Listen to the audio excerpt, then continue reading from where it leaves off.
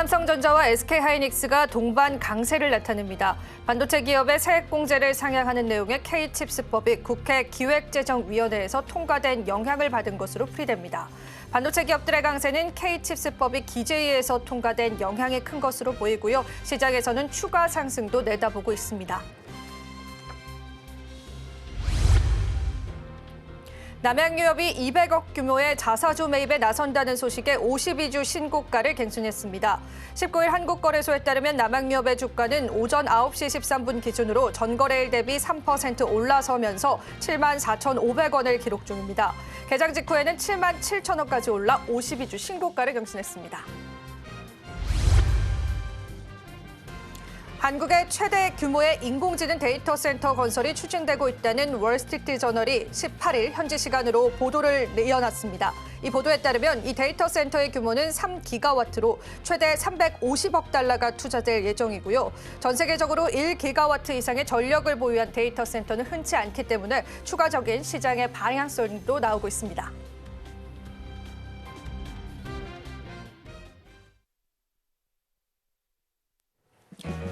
시청자 여러분 안녕하세요. 마켓 쇼쇼쇼 진행을 맡은 이지영입니다.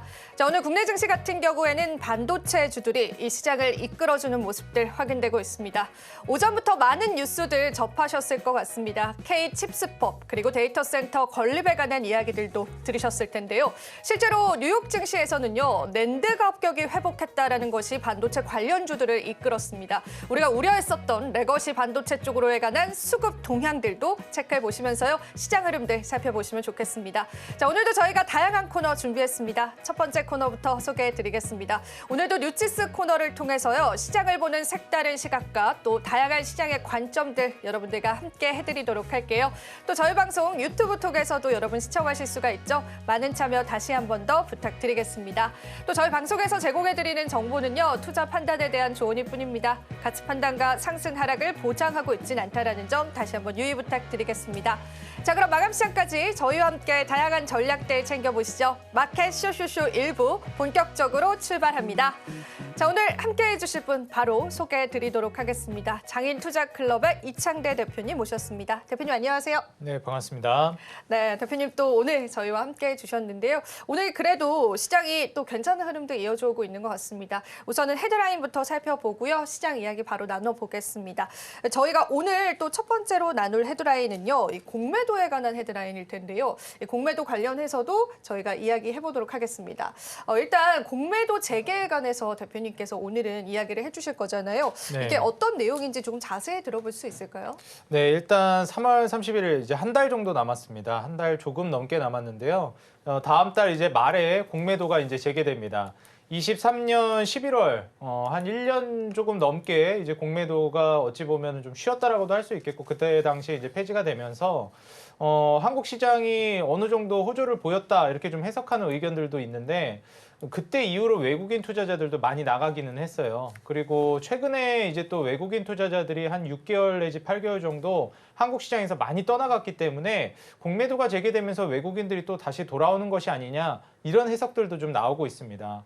근데 사실 이제 공매도라는 거는 개인 투자자들 입장에서 그동안 기울어진 운동장으로 평가받고 있었던 제도였기 때문에 이게 좀 반길 만한 이슈는 아니라고 생각이 들어요. 그나마 이제 좀 제도 개선이 이루어지면서 공평하게끔 키 맞추기를 하려고 하는 모습은 나와줬고 제도적 개선을 좀 이루어진 채로 공매도가 재개되기는 합니다.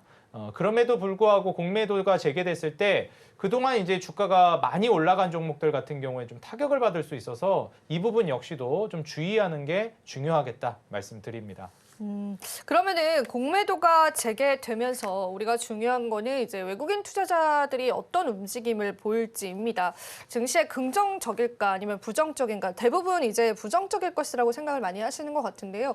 외국인 투자자들은 어떤 스탠스를 보일 가능성이 클까요, 대표님? 저는 이제 외국인들이 좀 돌아온다는 의견도 꽤 있더라고요. 네. 아무래도 이제 공매도를 좀 반기는 우리 입장에서는 그렇게 좋지는 않은데 이거를 저는 꼭 그렇게 안 좋게만은 보지 않아요. 제가 항상 이 창조적 파괴라는 단어를 많이 말씀을 드렸는데 어느 정도 거품이 낀 업종이나 종목들이 그리고 증시가 형성이 되면 그걸 한 차례 정도는 무너뜨리면서 신용도 좀 덜어내고 건강한 이제 증시로 탈바꿈이 되거든요. 그 이후에 이제 또 대세 상승을 다시 또 노리는 거기 때문에 한 차례 이런 조정이 건강하게 이루어지는 것은 나쁘게 보지는 않습니다. 다만 그동안 형평성에 맞지 않았다라는 게 저는 중요하다고 보고 있고요. 외국인 움직임을 우리가 좀 예측을 해보자면 롱숏 펀드 관련해 가지고도 얘기가 많이 나오고 있습니다. 그래서 그동안 많이 올라갔던 기술적인 급등을 보여줬던 종목들 있죠. 대표적으로 방산이라든지 조선이라든지 혹은 최근 또 급등이 나오고 있는 로봇 같은 경우에도 단기 급락이나 조정이 나올 가능성이 꽤 있다라고 보여져요. 그리고 오히려 이제 좀 저PER, 저PBR 우리가 흔히 이제 한국 내에서도 저평가되어 있는 종목들을 살리겠다. 밸류업 프로그램 일환으로서 부각됐던 섹터나 종목들 있죠. 이런 쪽에서 저가 매수세가 들어올 가능성이 꽤 있어요. 그래서 그런 종목들 위주로 보시면 되겠고 그동안 외면받아 왔었던 저평가, 뭐 저PER, 저PBR 종목들 중에서도 저는 삼성전자도 또 이제 수혜를 받을 가능성이 있다라고 보고 있습니다. 그간 이제 한국 시장을 기관들이 많이 주도해 오고 있는 흐름이 올해 들어서 나오는데 요거를 잠깐 제가 차트 보면서 말씀을 드리도록 할게요. 투자자별 이제 매매 종합을 들어가시게 되면 여기에서 이제 누적 순매수를 확인하실 수가 있습니다. 여기에서 이제 하나씩 제가 보여드리도록 할 건데요. 원래 이제 한국 시장 같은 경우에는 보통 외국인이 주도해 왔다 이렇게 많이 평가를 하고 있는 시장이었습니다. 근데 이제 지난 1년간 흐름을 지켜본다라고 했을 때 코스피 증시는 외인들이 이탈하면서 같이 이제 좀 무너지는 모습을 보여줬어요. 그래서 역시 외인들이 이제 같이 이때부터 올라가니까 같이 상승을 하고 외인들 이 노란색 선이 외국인입니다. 외국인이 이제 무너지니까 이 검은색 선이 지수거든요. 코스피 지수도 같이 무너지네. 흐름을 같이 하다가 25년 1월, 2월 올해 들어서면서부터는 서로 역방향으로 움직이기 시작했어요. 지수는 올해 들어서면서 1월부터 굉장히 강력하게 올라가기 시작했는데 특히 2월 달에는 정말 무섭게 올랐습니다. 연휴 끝나고. 맞아요. 예, 근데 외국인은 보시는 바와 같이 오히려 계속 매도가 더 심해지고 있어요. 그럼 도대체 누가 들어 올렸느냐? 기관이 들어 올렸습니다. 지금 다시 제가 이게 차트를 올려드린 게 요게 이제 기관이거든요. 파란색 선이. 그래서 외국인이 나가는 와중에도 기관이 뒷받침되면서 증시를 밀어 올렸구나 확인하실 수 있는데 이 투자자별 일별 매매를 보셨을 때 금액 기준으로 전체로 따졌을 때 기관이 가장 많이 사들인 종목이 삼성전자입니다. 그 다음에 뭐 레인보우 로보틱스라든지 두산에너빌리티 그리고 뭐 현대중공업도 있고 SK하이닉스 그다음에 뭐 금융지주사 이런 종목들도 있어요. 그래서 저는 대표적으로 이런 삼성전자나 SK하이닉스 같은 경우에도 지금 그렇게 고평가되어 있다라고 보고 있지는 않거든요. 그래서 그동안 많이 좀 이제 외면받아 왔었던 삼성전자, 뭐 SK하이닉스 이런 종목들은 지금 바닥 대비해서 주가를 밀어올릴 가능성이 꽤나 있다라고 보여집니다. 그래서 우리 투자자 여러분들도 한번 이 점을 참고해 보시고 그동안 뭐 삼성전자라든지 반도체 좀 속된 말로 물려 있었다 하시는 분들은 이제 좀 희망을 좀 보셔도 되지 않을까 이렇게 말씀을 드리겠습니다. 연기금 이야기를 해주셨는데 안 그래도 오늘 연기금이 33일째 사자 패턴을 보여주고 있다라고 해서 이게 14년 만에 최장 기록이다라고 합니다. 근데 이제 공매도 재개로 인해서 외국인이 또 들어올 수 있다라는 가능성까지 염두를 해본다면 증시적인 상황으로 봤을 때는 계속 코스피 지수가 2,700선 넘어서는 그런 상방까지도 갈 수 있다라고 보실까요, 대표님? 네, 저도 이제 아무래도 시장이 좀 어려웠는데 기관이 뒷받침이 되면서 다시 또 말아올리고 있는 흐름이 연출이 된 거잖아요. 근데 여기에서 이탈하고 있던 외국인마저 돌아오게 되면 상당히 시너지를 우리가 올려볼 수 있다라고 생각합니다. 결국 오르든 떨어지든 시장에서 돈이 많이 유입이 그래야 시장이 활성화되는 법이거든요. 그래서 지금 현재 상황에서 공매도가 재개되면서 많이 좀 부정적인 얘기도 있지만 만약에 외국인만 좀 돌아와 준다라고 하면 시장 자체가 활기를 띨 가능성은 있다고 봅니다. 물론 공매도 이슈로 인해서 급락이 나오는 섹터나 종목도 있을 수 있겠지만 저는 변동성은 항상 투자를 하시는 분들은 내 친구다라고 생각을 하셨으면 좋겠어요. 변동성이 많이 나와줄수록 우리가 수익을 낼 수 있는 가능성이나 그 폭도 넓어지는 거거든요. 그래서 오히려 이번 변동성이 공매도 이슈로 인해서 좀 나오게 되면 어떤 섹터들은 좀 익절을 하면서 마무리를 지어나가는 방향을 보시는 게 좋겠고 어떤 섹터는 혹시 거기에서 좀 급락이 나온다거나 조정이 나오면 강력하게 베팅을 하면서 저가 매수세를 노려보는 게 좋을 것 같다라는 의견입니다. 네, 좋습니다. 오늘 또 국내 증시가 또 한 번 상승을 해주면서 2,700포인트에 관한 기대감들이 시장에 나오고 있습니다. 긍정적인 의견의 무게를 실어주셨고요. 거기에다가 또 여쭤보고 싶은 거는 앞서도 언급을 해주셨지만 이 공매도 재개에 따라서 지금까지 고평가를 받았거나 급등이 좀 나와줬던 기업들 쪽으로의 차익 실현 혹은 이제 주가가 다시 되돌림을 보이는 그런 현상이 나타날 것 같은데 그럼 지금이 우리가 그러한 종목군들을 정리해야 될 타이밍이지 않을까 싶어요. 어떻게 보실까요, 대표님? 네, 저도 어느 정도 좀 의견에 동의를 합니다. 이제 조선 같은 경우에는 제가 이제 장기적으로 계속 긍정적으로 말씀을 드리고 있고 여전히 저는 더 갈 수 있을 만한 모멘텀이 있다라고 보는데 이번 공매도로 인해서 한 차례 조정이 쭉 이어질 가능성이 높다라고 봐요. 그렇기 때문에 그간 이제 조선 종목들로 수혜를 잘 보고 계셨던 투자자분들은 일정 정도라도 차익 실현을 좀 하시는 게 좋겠다 말씀을 드리고요. 거기에 더불어서 방산이라든지 특히 뭐 전력 인프라 이런 종목들도 이제는 일정 정도 물량을 익절하는 방향으로 가시는 게 좋겠다라고 생각이 듭니다. 반면에 이번에 공매도 이슈로 인해서 시장이 급락한다거나 고점에 있었던 종목들이 조정이 크게 나온다라고 했을 때 오히려 기회로 삼아 볼 수 있을 만한 섹터로는 뭐 로봇이라든지 그다음에 AI, 제약바이오 같은 혁신 업종들 있죠. 이런 업종들은 이 기준금리 인하 기조가 장기적으로는 계속 이어진다라고 보기 때문에 이번 급락 패턴을 이용해 보시는 게 좋을 것 같아요. 그래서 계속 이런 급등하고 있었던 뭐 로봇주 잡기 부담되셨던 분들은 소액으로 저는 일단 접근을 하시고 급락이 나온다라고 하면 그때부터 본격적인 베팅으로 담아 나가신다면 장기적으로 성장을 온전히 누리실 수 있겠다 조언 드립니다. 네, 저희 공매도 재개가 얼마 남지 않았습니다. 그 재개를 앞두고 전략 다르게 가져가 보셔야 되는데요. 그 부분 오늘 대표님께서 잘 정리해 주신 것 같습니다. 여러분들도 한번 복귀하셔서요. 전략 한번 세워보시면 좋겠습니다. 자, 그럼 이어지는 두 번째 헤드라인도 살펴보겠습니다. 자, 오늘 두 번째 헤드라인 같이 볼 텐데요. 오늘 같은 경우에는 두 번째 헤드라인은 또 종전에 관한 이야기들 같이 나눠보면 좋을 것 같습니다. 일단 종전 가능성들 계속 대두가 되고 있고 실제로 내일 트럼프 대통령이 방문을 한다고 하더라고요. 우크라이나 쪽에. 그래서 이제 구체적인 사안들이 좀 나올 것 같은데요. 일단 이 종전 회담 이후에 또 시장의 방향성이 어떨지 궁금하고 오늘 시장에서의 이러한 흐름들은 우리가 어떻게 해석해 보면 좋을지를 좀 먼저 짚어볼 수 있을까요? 네, 일단 이번에 우크라이나가 조금 속된 말로 삐진 것 같아요. 왜요?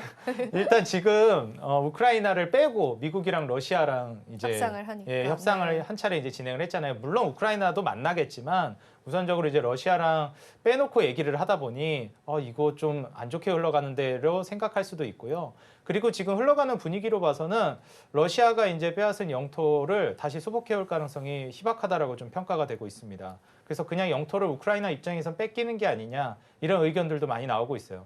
그리고 제가 보기에도 그럴 가능성이 좀 높아 보입니다. 그리고 지금 트럼프가 우크라이나에 제시하고 있는 것 또한 정말 어찌 보면 우크라이나 입장에서는 좀 울고 싶은 그런 이슈들이 많이 나오고 있는데 지금 너희 이제 이렇게 영토도 뺏길 수도 있고 계속해서 위협받고 있는데 우리가 지켜줄게 그러면 대신에 너희 히토류 소유권을 우리에게 일정 정도 넘겨 이렇게 얘기를 하기도 하고요. 그리고 막대한 방위비를 부담을 하고 우리가 지켜주겠다. 이렇게 이제 딜을 합니다. 다시 말해서 이거 뭐 말이 다른 국까지 그냥 휘하에 이제 종속국으로 편입시키려는 거 아니냐 이런 얘기들도 많이 나오고 있어요. 뭐 캐나다에다가 51번째 주가 되라 이런 말도 하고 막 그랬잖아요. 그래서 지금 현 시점에서 좀 바라본다라고 하면 트럼프가 전 세계 각국의 경찰 역할을 이제 하지 않겠다.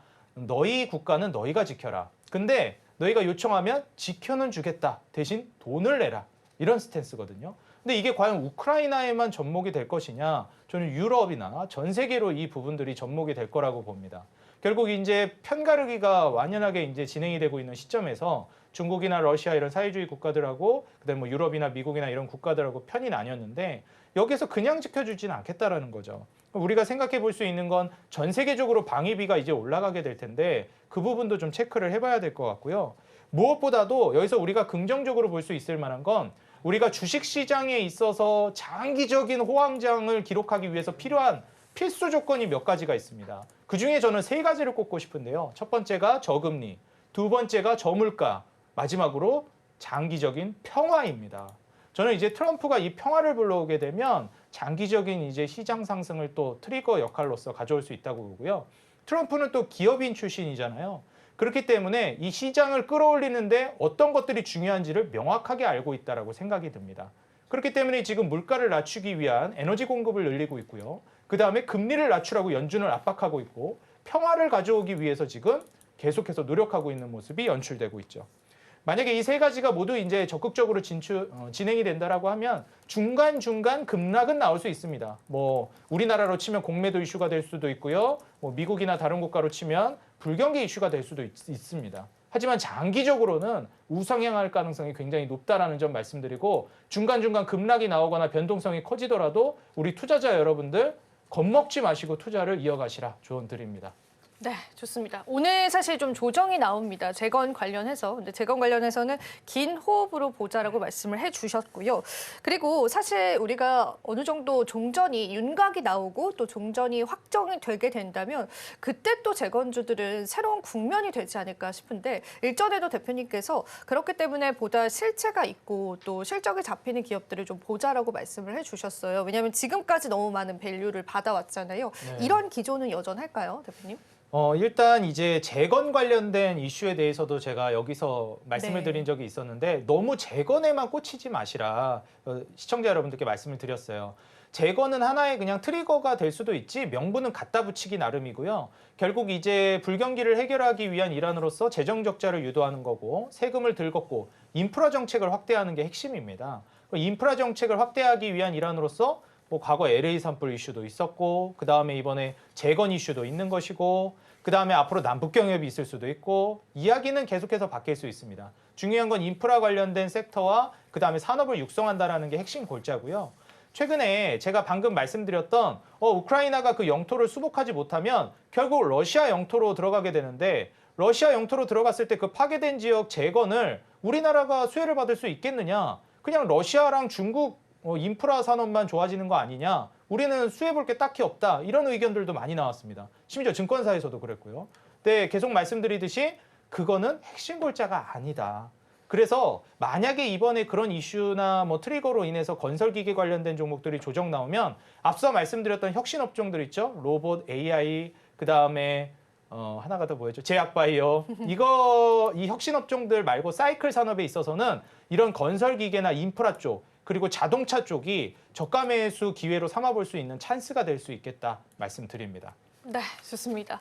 우리가 재건 관련한 또 모멘텀들은 시장에 계속 반영이 되고 있기 때문에요. 또 다른 관점에서 여러분들이 세부적인 전략 세워보는 게 좋을 것 같습니다. 그래서 오늘 또 헤드라인으로 같이 한번 다뤄봤습니다. 자, 오늘 두 번째 헤드라인까지 대표님과 다양한 이야기 좀 나눠봤습니다. 저희가 또 이어지는 코너도 있어서요. 이어지는 코너 바로 소개해드리겠습니다. 은혜로운 섹터 저희가 준비되어 있는데요. 오늘도 두 가지 이슈 한번 이야기 나눠보죠. 저희가 오늘 같은 경우에는 또 은혜로운 섹터를 통해서요. K칩스법에 관해서 자세히 이야기를 나눠볼 예정입니다. 그 K칩스법이 어떤 영향력을 우리 증시에 가져올지 여러분들 살펴보시겠고요. 또 이어지는 또 내용도 여러분들 잘 살펴보시면서 또 시장 흐름들 살펴보시면 좋겠습니다. 자, 그럼 저희 시장 한번 살펴보고 오시죠. 은혜로운 섹터 이어집니다.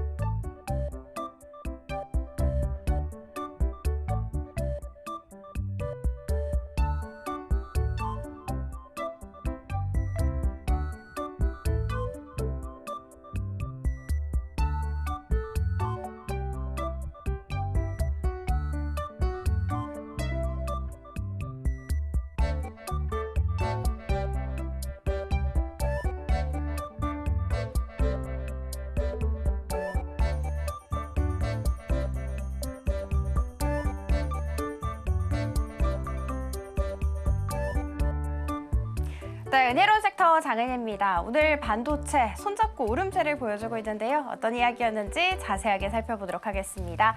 일명 K칩스법입니다. 이 K칩스법이 국회 기획재정위원회를 통과했다라는 소식이 전해지게 됐죠. 여기서 K-칩스법이라는 것은 반도체와 관련한 조세 특례 제한법 개정안을 의미를 합니다. 자, 그러면 핵심 내용에 대해서 크게 4가지로 나눠서 설명 도와드리도록 할게요. 먼저 첫 번째입니다. 반도체 시설 투자에 대한 세액 공제율이 상향 조정된다라는 내용이 포함이 되어 있어요. 각각 5%포인트씩 더 올려 잡히게 됐는데 대기업, 중견기업 같은 경우에는 기존에 15%였거든요. 이것이 20%로, 그리고 중소기업 같은 경우에는 기존에 25%였는데 이것이 30%로 상향 조정됐습니다. 이 같은 이야기 속에 기업들에 대해서는 사실 시설 투자에 대한 부담감이 훨씬 더 줄어들기 때문에 보다 적극적으로 투자를 진행할 것이다 라는 이야기 나오고 있는 상황입니다. 자, 그리고 두 번째로 들어가 보도록 할게요. AI 미래형 운송수단이 이제는 국가 전략 기술로 추가 지정된다는 이야기도 함께 담고 있었습니다. 해당 분야의 시설 투자에도 당연히 국가 전략 기술로 지정된 만큼 세액 공제 혜택이 적용되겠죠.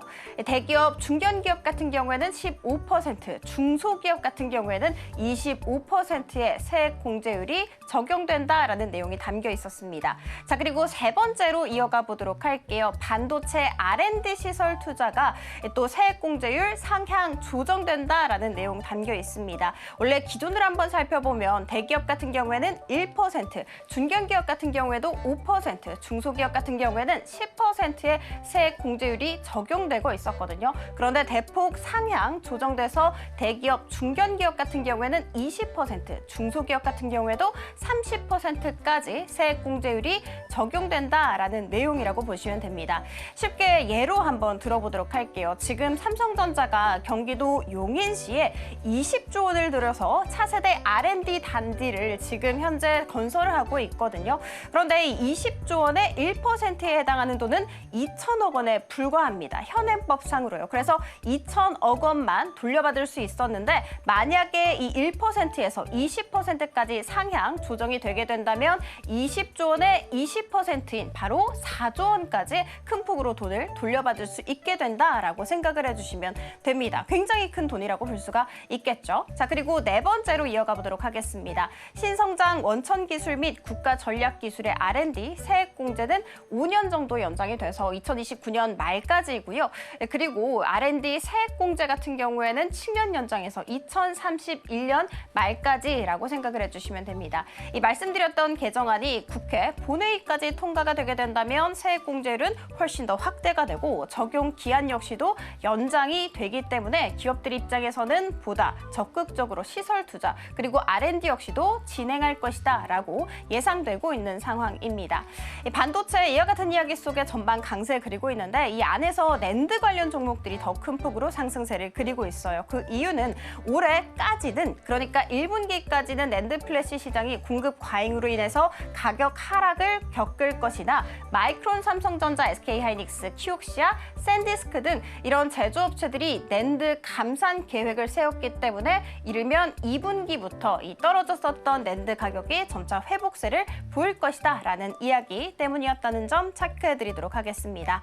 자, 그리고 두 번째 이야기 들어가 보도록 할게요. 일본의 도요타가 LG 에너지 솔루션의 배터리를 구매하기로 합의했다라는 이야기 들어오게 됐죠. 자, 그러면 어디에서 생산될 배터리일까? 미국의 미시간주 랜싱 공장에서 생산될 배터리라고 하고요. 그리고 구매하기로 합의한 규모는 15억 달러입니다. 하나로 따졌을 때 2조 1,600억 원 가량이라는 점 체크. 자, 그러면 이 과거의 배경에 대해서 한번 설명 도와드리도록 할게요. 원래 LG 에너지 솔루션과 미국의 자동차 기업 GM이 함께 손을 잡고 미시간주 랜싱에 배터리 공장을 짓고 있었어요. LG 에너지 솔루션 입장에서는 이 공장에서 생산한 배터리를 전부 다 혹은 일부 정도를 이 GM에 공급할 계획을 갖고 있었죠. 그런데 이 GM 같은 경우에는 전기차 수요 감소로 인해서 최근에 생산 계획을 하향 조정을 했죠. 그러면서 동시에 랜싱 공장에 원래 본인들이 투자했었던 10억 달러를 LG 에너지 솔루션에 매각을 하기로 했습니다. LG 에너지 솔루션 입장에서는 공장을 단독으로 운영해야 하는 상황이 펼쳐졌고 이 공장에서 생산한 배터리를 판매해야 할 곳 역시도 찾아야 하는 상황에 놓였었죠. 그런데 여기에서 도요타가 새로운 고객으로 등장을 하게 된 것입니다. 그래서 이 GM과의 계약 종료로 생겼었던 있던 이 공장 가동 문제를 해결했다라고 보시면 됩니다. 자, 일단 이 도요타가 구매한 배터리는 무엇이 있을까에 대해서 이야기 나눠보도록 할 텐데 도요타가 구매한 배터리 같은 경우에는 전기차 그리고 하이브리드 카에 사용될 예정이라고 합니다. 그런데 LG 에너지 솔루션 입장에서는 하이브리드 카에 탑재된 배터리 같은 경우에는 셀을 보다 적게 사용하기 때문에 전기차용 배터리보다는 수익성이 낮다라는 단점이 있습니다. 이 단점을 극복하기 위해서 LG 에너지 솔루션은 곧 가동을 시작할 공장 생산 물량 일부를 AI 데이터 센터 호장으로 좀 커지면서 급성장하고 있는 ESS 용도로 판매할 것이다라는 계획도 함께 꺼내놓게 됐습니다. 이와 같은 이야기 속에 오늘 2차 전지 전반적으로 강세를 보이고 있다는 점 체크해드리도록 하겠습니다. 자, 국내 테마 탑3로 들어가 보도록 하겠습니다. 조선과 조선기자재 LNG입니다. 미국 행정부가 LNG 수출 허가를 승인을 했죠. 그러면서 LNG 수출 확대 기조가 이어지고 있는 상황 속에서 오만의 야사드라는 기업이 있는데 이 기업에서 30척 규모의 발주 계획까지 밝혔고 우리 국내 기업들이 좀 수주를 받아가지 않겠냐라는 기대감 한껏 끌어올려지고 있습니다. 이와 같은 이야기 속에 HD현대, 미포, HD현대, 중공업 같은 경우에는 5% 안팎의 상승세를 그리기도 했습니다. 자, 그리고 액침 냉각 시스템으로 이어가 보도록 하겠습니다. 한국의 세계 최대 규모 AI 데이터 센터 건설이 추진된다라는 소식이 일단 들어왔죠.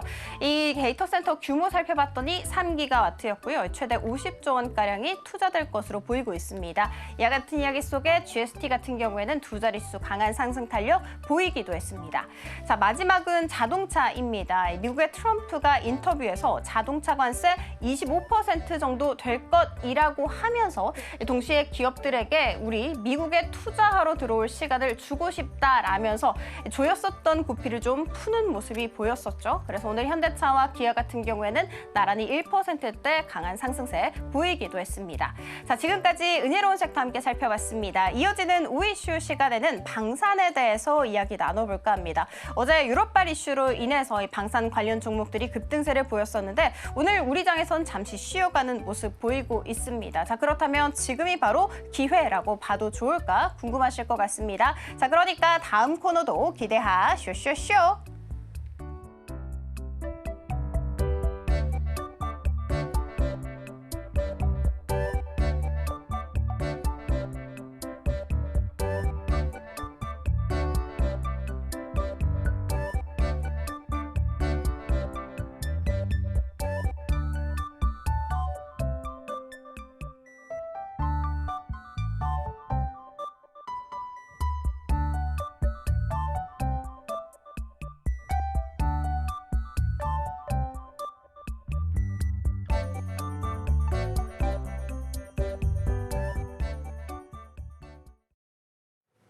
네, 은혜로운 섹터 살펴보고 오셨습니다. LG 에너지 솔루션과 또 K치스법에 관해서 자세히 한번 이야기를 들어봤습니다.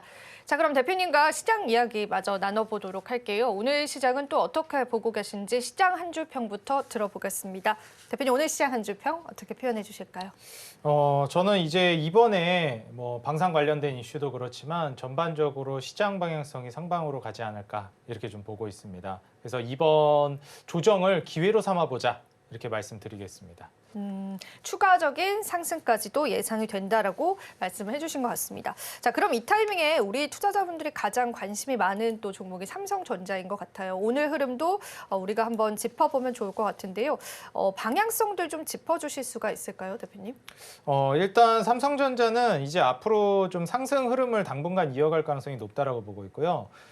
만약에 이제 외국인이 전반적으로 한국으로 돌아오게 되면 거기에 따라서 우리가 이제 바구니 형식으로 담는 우량주들이 있죠. 그렇기 때문에 거기에 포함되는 종목들 같은 경우에는 외국인 수급이 돌아오면서 또 수혜를 받을 수 있습니다. 그러니까 지금 뭐 패시브 자금들이 좀 돌아온다라고 했을 때 SK하이닉스나 삼성전자는 따박따박 또 들어오는 이제 금액들이 이쪽으로 흘러 들어오거든요. 뭐 삼바나 아니면 네이버나 이런 쪽도 이제 마찬가지가 될 수 있겠고요. 그래서 삼성전자 같은 경우에는 패시브 자금이 좀 회복된다라고 했을 때 상승 랠리를 기대해 볼 수도 있고, 그리고 무엇보다도 좀 주가가 아무리 SK하이닉스에게 패권을 뺏겼다고는 하지만 너무 많이 빠진 것도 있었습니다. 그래서 제가 한 5만 원 아래로 빠지는 거는 좀 과하다. 그렇기 때문에 이 정도면은 사도 되는 정도다라고 이제 많이 말씀을 드렸었어요. 근데 5만 원 아래로는 역시 잘 안 떨어지더라고요. 그렇네요. 네, 그래서 5만 원 지지를 좀 받쳐주고 다시 회복되는 흐름이고요.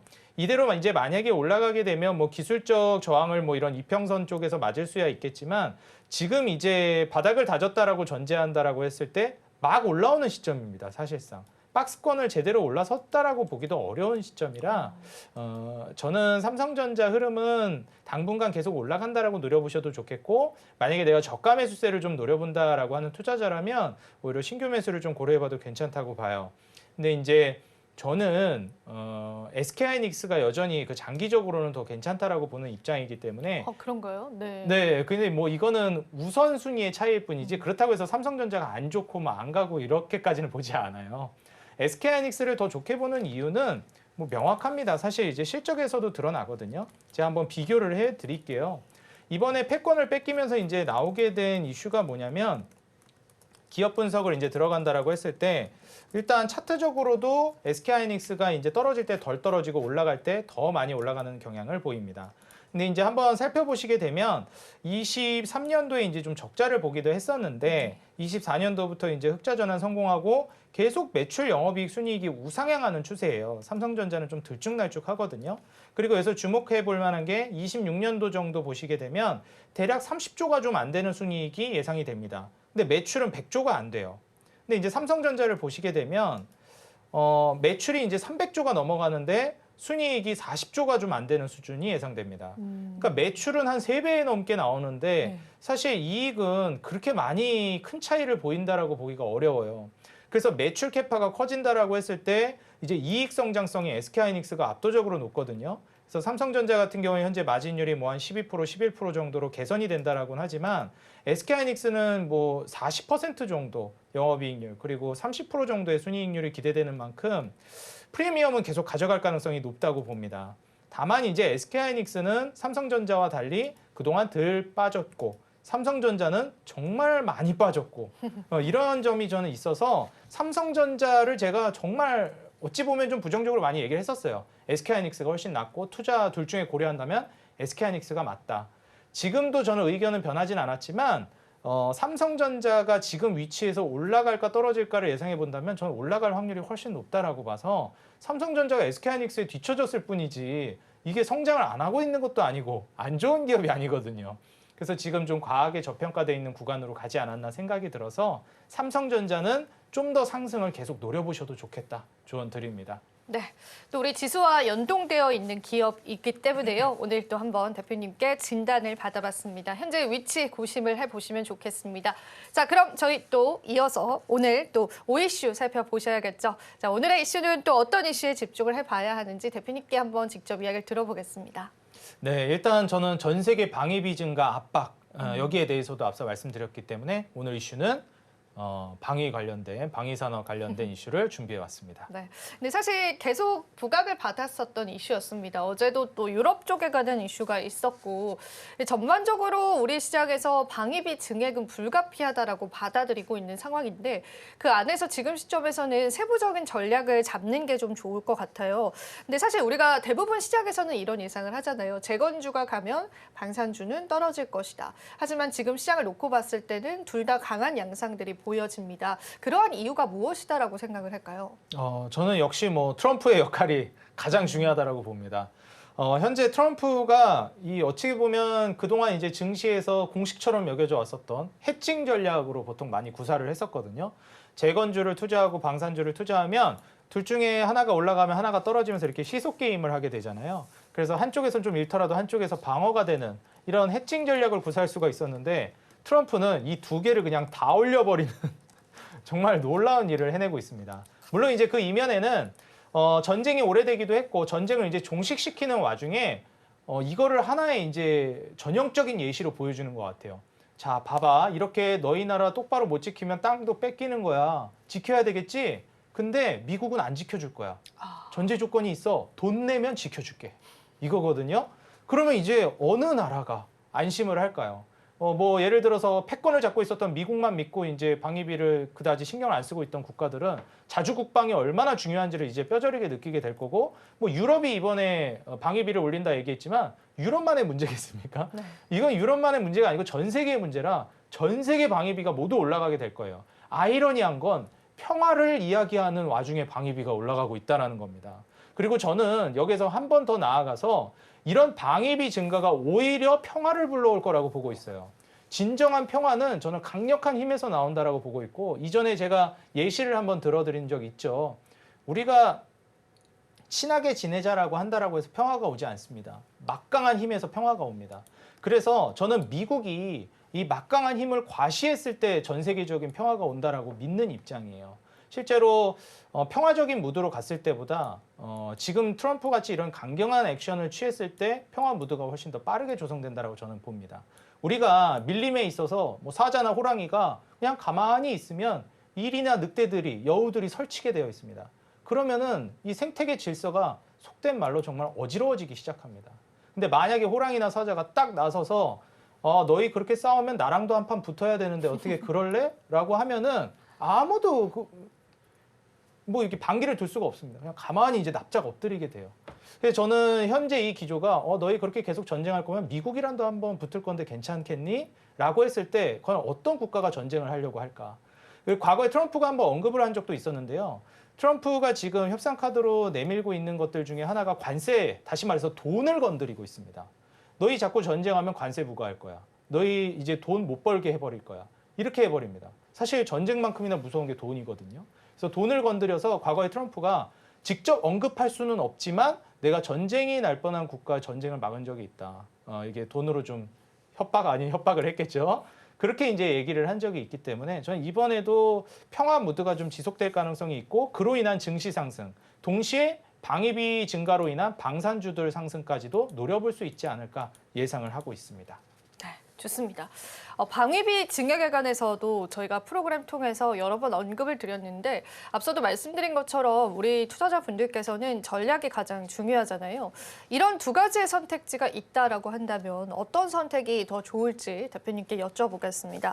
달리는 말에 올라타야 될까, 아니면은 숨고르기를 기다렸다가 적절한 전략 타이밍을 잡아야 될까? 대표님은 어떻게 생각하실까요? 네, 사실 여기에 대해서도 굉장히 중요한 부분이라고 생각합니다. 그리고 앞서서 제가 이제 공매도 말씀을 드리면서 급락 나올 수 있으니 네. 좀 차익 실현 물량을 챙겨야 되겠다라고 얘기를 해놓고 또 약간 좋다는 식으로 얘기를 하니까 이거 좀 혼란스러우실 수도 있는데요. 여기에 대해서는 지금 현재 투자자분들의 상황에 맞게 대처하는 게 중요하다고 말씀을 드리고 싶어요. 어떤 이제 상황이냐? 만약에 내가 방위산업, 방산주들을 이미 보유하고 있고 수익을 내고 있는 단계라면 저는 익절을 어느 정도 챙기시고 잔량으로 욕심을 내시는 게 맞다라고 봅니다. 그런데 만약에 내가 현재 방산주가 없고 더 올라갈 것 같은데 이걸 진입해도 될까라고 고민하신다면 저는 진입을 지금은 하지 않는 게 어떨까, 이렇게 조언을 드리고 싶어요. 그리고 만약에 그런 조정이 급락식으로 나오고 반등을 좀 보여주려고 하는 시점에 차라리 진입을 하시는 게 어떨까 말씀을 드리니까요. 지금 보유하고 있다면 서서히 익절을 하면서 잔량으로는 추가적인 급등 욕심을 내보자. 하지만 내가 보유하고 있지 않다면 지금 매수하기보다는 차라리 조정이 나오면 그때를 노려보자. 지금 방산주 말고도 공략해볼 만한 섹터도 많습니다. 그러니까 굳이 많이 급등한다고 해서 없는데 달리는 말에 올라타는 전략은 좀 위험할 수 있다 말씀드리겠습니다. 네, 워낙 방산주도 오랜 기간 동안 고밸류 상태였기 때문에 우리가 전략을 잘 짜야 될 것 같은데, 대표님이 시나리오를 주셨기 때문에요. 그 시나리오에 맞는 전략 함께 보시면 좋겠고요. 또 마지막으로 대표님께 오후장 전략 한마디 좀 여쭤보고 싶습니다. 오늘 시장은 좋습니다만 또 그래도 투자자분들께서는 또 내 포트폴리오를 또 관리를 하시거나 또 시장의 방향성을 바라볼 때 어떤 전략 가져가면 좋을까요? 네. 시장이 빠르게 급등하고 있다는 것은 낙폭도 꽤나 이제 강력하게 나올 수가 있어요. 그래서 아마 투자자 여러분들이 느끼기에 어떻게 해야 될지 갈팡질팡하실 수 있고 수익 내기가 어려워질 겁니다. 제가 여기서 하나 중심을 잡아드리고 싶은 건 기준금리 인하 기조는 멈추지 않을 거라는 거예요. 딜레이 될 수는 있지만 방향성은 바뀌지 않을 겁니다. 장기적으로 시장은 우상향할 것이고, 특히나 한국 시장 같은 경우에는 좀 이렇게 뜬금포로 올라가는 게 많습니다. 미국 시장 안 좋을 때 같이 떨어지고 미국 시장 좋을 때도 떨어지고 이러다가 그냥 고요할 때 갑자기 뜬금없이 혼자 엄청나게 올라가 버려요. 이걸 제가 너무 여러 번 겪었습니다. 그렇기 때문에 지금은 시장 급락, 우리가 이제 공매도 이슈 때문에 한번 흔들릴 가능성이 있으니 3월 말에서 4월 초 그때를 전후로 해가지고 흔들릴 거를 염두에 둔 현금 50% 정도만 확보해 두시고 한 50% 물량 정도는 계속 투자를 이어나가시는 전략이 좋겠다. 이렇게 조언을 드리겠습니다. 네, 많이 오른 만큼 추가적인 시장의 조정이 나올 수 있다는 측면에서 우리 한번 전략 세워보면 좋겠습니다. 자, 오늘도 대표님과 다양한 이야기 나눠봤습니다. 자, 오늘도 좋은 말씀 주신 대표님 고맙습니다. 네, 감사합니다.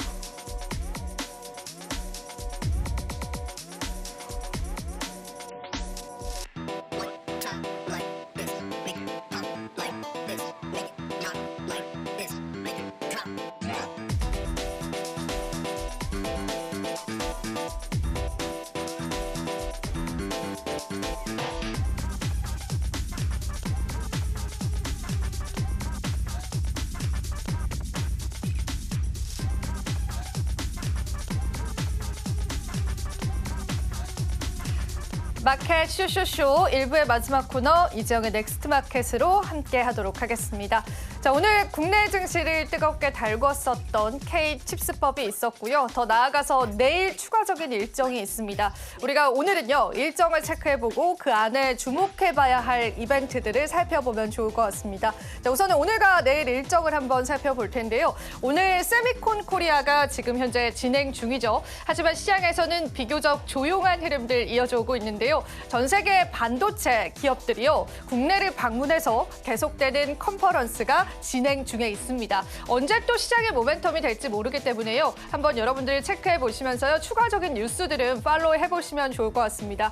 그리고 오늘 산자위 전체 회의를 통해서 K칩스법과는 별도로요. 에너지 3법이 통과가 됐고요. 반도체 특별법은 통과되지 못했습니다. 그래서 이 부분에 관한 일정이 내일 있을 예정이니까 그 부분도 체크를 해보시면 좋겠습니다. 그리고 오늘 학회 일정도 있습니다.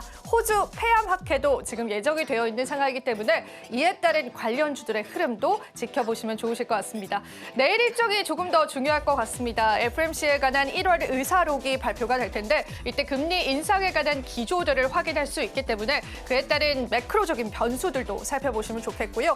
그리고 오늘 또 내일을 이어서요. 정부 측에서 중국판에 관한 후판에 관한 반텅핑에 관세를 부과할 수 있다는 가능성이 좀 제기가 되고 있습니다. 사실 이 부분 때문에 국내 철강 업계들이 계속되는 목소리를 내고 있었던 만큼 줄국의 철강 기업들이 국내에서 후퇴할 수 있다는 가능성을 염두에 두시고요. 철강 관련주들의 흐름을 좀 흥미롭게 지켜보셔도 좋을 것 같습니다.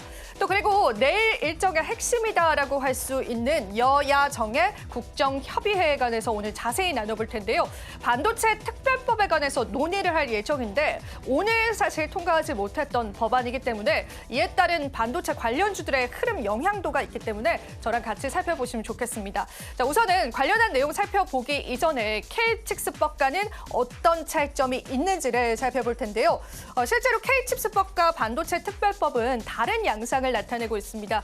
그 키워드를 다르게 가져가셔야 합니다. K칩스법 같은 경우에는 세제 혜택 관련한 반도체 법안이고요. 그리고 반도체 특별법은 규제를 완화하는 관점에서의 반도체 법안이다라고 보시면 될 것 같습니다. 자, 그럼 우리가 이 반도체 특별법이 왜 통과되지 못했는지 여지에 관해서도 이야기를 좀 나누어 봐야겠죠. 일단 K칩스법의 세부 내용 같은 경우에는 저희가 앞서서도 언급해 드린 것처럼 세액 공제 혜택이 있고 그 퍼센테이지는 지금 시장에 나와 있고요. 이러한 호재도 시장에 반영이 되어 있습니다. 하지만 이 반도체 특별법 같은 경우에는요. 주 52시간의 근로제를 관해서 폐지를 할 것이냐 말 것이냐에 관해서 여야의 의견이 각각 달리 보인다라고 보시면 되겠습니다. 사실 반도체 특별법 안에는요. 다양한 법안이 들어 있습니다. 세액 공제도 있고요. 설비 투자에 관한 정부적인 지원에 관해서도 그 정책 법안이 들어 있고요. 하지만 여기서 중요한 거는 주 52시간 근로제에 관해서 폐지를 할 것이냐 말 것이냐 때문에 반도체 특별법이 사실상 통과되지 못했다라고 보시면 될 것 같습니다. 자, 지금 현재 진행 사항 보겠습니다. 그리고 앞으로 어떻게 진행될지도 같이 한번 살펴보겠습니다. 일단 반도체 특별법에 관한 논의 일지는요. 작년 11월 달에 법이 발의가 된 상황이었는데요. 사실 주 52시간제 예외 입장 차이로요. 시장에서 통과되지 못했습니다. 그러면서 민주당 측에서는요. 몰아서 일하게 해주는 게 왜 문제가 되느냐를 계속 언급을 했고요. 장시간 노동으로 경쟁력을 확보한다라는 것은 모순이다라고 이야기를 하기도 했습니다. 그러니까 야당 측에서는 이 52시간 근로제를 폐지할 수 없다라고 이야기를 하면서 다른 법안들은 통과시키겠지만 이 52시간 근로제에 관해서는 통과시킬 수 없다라고 이야기를 했습니다. 조금 더 쉽게 이야기를 하자면 반도체와 같은 고부가 가치 산업에 관해서 우리가 근로를 하는데 52시간의 시간제를 두는 것은 반도체 관련한 경쟁력을 약화시킬 수 있다라는 게 여당의 입장이고요. 야당의 입장 같은 경우에는 그래도 근로 관련한 법안들까지 제정하면서 이 반도체 특별법을 통과시킬 수는 없다라고 보고 있습니다. 계속되는 여야의 의견이 대립되고 있는 상황이기 때문에 52시간제가 반도체에 한해서 폐지될 수 있을까가 또 시장에서 굉장히 중요한 키워드가 되고 있습니다. 사실 오늘까지도 처리가 무산이 되어 있습니다. 지금 현재 민주당 측에서는요. 52시간제를 제외하고 다른 법안들을 통과시키면서 반도체 특별법을 통과시키자라는 그런 의견을 내고 있고요. 지금 현재 야당 측에서는요. 그게 아니라 52시간 근로제를 폐지하는 것이 이 법안에서는 굉장히 중요하기 때문에 포함시켜서 통과시켜야 한다라는 의견을 제시하고 있습니다. 아마 내일 추가 회의를 통해서 관련한 내용들 결정이 될 거기 때문에요. 여러분들 일정 챙겨보시면서요. 뉴스도 팔로우 해보시면 좋겠습니다. 자, 그런데 여기서 제가 한 가지 여러분들께 또 여쭤보고 싶은 건요. 그렇다면 해외 사례는 어떨지를 체크를 해봐야겠죠. 지금 현재 국내에 있는 반도체 협의체에서는요. 이러한 의견 대립을 두고 비판의 목소리를 내고 있습니다. 그렇다면 우리가 주요국의 반도체 지원 정책 관련해서 한번 살펴보겠습니다. 미국과 중국 그리고 EU와 대만 같은 경우에는 오늘 우리 통과됐었던 K칩스법과 같은 세액 공제 혜택은 굉장히 이른 시간부터 통과를 했었던 그러한 모습들이 보여지고 있습니다. 그렇기 때문에 이 국내 반도체 산업계에서는 국내의 이러한 행보가 이미 늦었다라고 보는 시선도 있다고 보시면 되겠고요. 그리고 이 법안 같은 경우에는 세액 공제 관련해서 집중을 해놨지만 사실 52시간 근로제에 관해서도요. 미국과 일본 같은 경우에는 이미 철폐를 해서요. 반도체 관련해서는 시간 제한이 없도록 현재는 운영 중이다라고 보시면 되겠습니다. 전반적인 글로벌 시장 대비해서 또 글로벌 국가 대비해서 우리나라의 반도체 관련 법안들이요. 여전히 조금 뒤처지고 있다라는 게 업계의 의견이다라고 여러분들 보시면 되겠습니다. 그렇기 때문에 이 K칩스법에 의해서 그리고 또 그 이어서 반도체 특별법이 통과될지의 여부들도 관전 포인트로 살펴보시면 좋으실 것 같습니다. 여러분들의 생각은 또 어떨지도 궁금한데요. 내일 결과가 나오는 거 보고요. 또 반도체 관련주들의 흐름도 같이 한번 살펴보시면 좋겠습니다.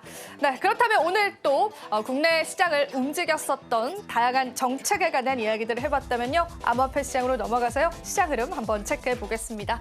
자, 이더리움에 관한 온체인 지표 하나가 나와서요. 설명을 좀 드리려고 합니다. 이더리움 쪽에 관한 거래소 공급량이 감소됐다라는 소식이 나왔는데요. 여기 보이시는 것처럼 거래소 내에 있는 이더리움의 공급량이 감소됐기 때문에 이더리움 쪽에 관한 수요만 폭발적으로 들어온다면 이더리움의 가격 상승을 바라볼 수 있다라는 전문가들의 분석도 나왔습니다.